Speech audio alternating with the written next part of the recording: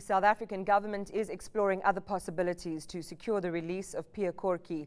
Deputy International Relations Minister Ebrahim has just returned from a visit to Yemen to try and secure Korkie's release. His kidnappers are demanding a ransom of about 33 million rand. Now, Korkie is said to be gravely ill. Minister Ebrahim joins Newsnight now from Pretoria. Minister, good evening and welcome. What was the most difficult aspect of negotiating with the hostage takers? Well, first of all, as a South African government, we do not negotiate, and we did not negotiate directly with the hostage takers.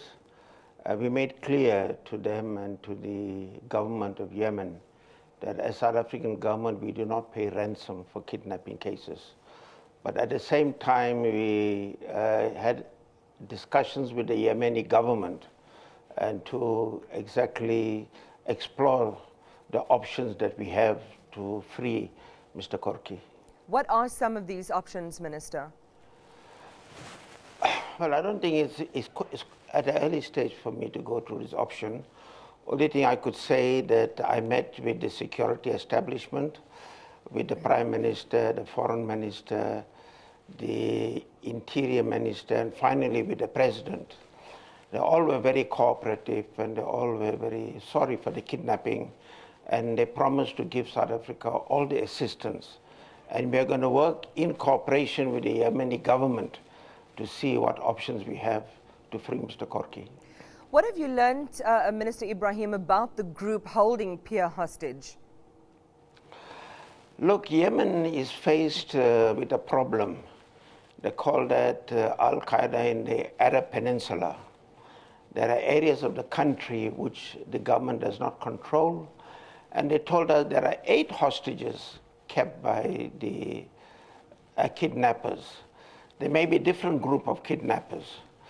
So it's a very difficult period for them, and they're trying to stabilize the country, and hostages are being kidnapped for ransom. And what they said to us that maybe Al-Qaeda is having some financial problems, and the only way they could get finance is to kidnap hostages for ransom. Having said all of this, which sounds like quite a grave situation, Minister, are you hopeful that these hostage takers will let Pierre go alive?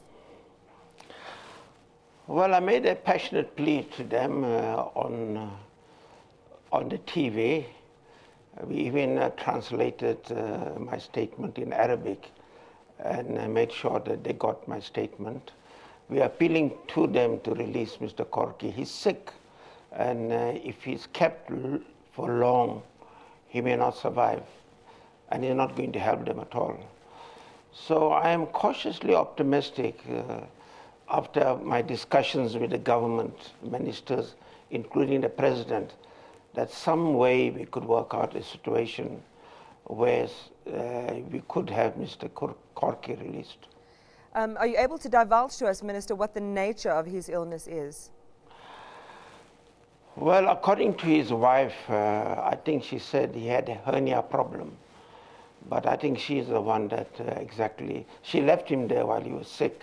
I think he also needs an operation. So he's gravely ill, and I think he needs urgent medical treatment. So we appeal to the kidnappers that this man is sick, and if they believe in the own Islamic law, you do not harm or kill a sick person, so they should release him. There has been some criticism, Minister, of the way the South African government, particularly the International Relations Ministry, has handled this. You arrived in the Yemen a day after the deadline to kill him had expired. Why did it take our government until that moment to get directly involved? No, we were involved from the very beginning. Our ambassador from Rabat, Saudi Arabia, who is assigned to Yemen, has been there on a number of occasions. When the Korkie couple were kidnapped, the first thing we did was to pull out the children, to get the children safely at home. We did that very quietly. We didn't even inform the media.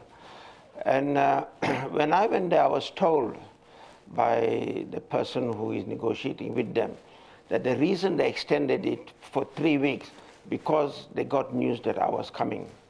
So we knew exactly at that time that they were going to extend the deadline.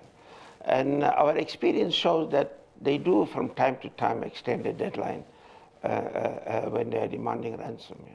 Minister, we appreciate your time. Deputy International Relations Minister Ebrahim. Know more about your world. eNCA.com.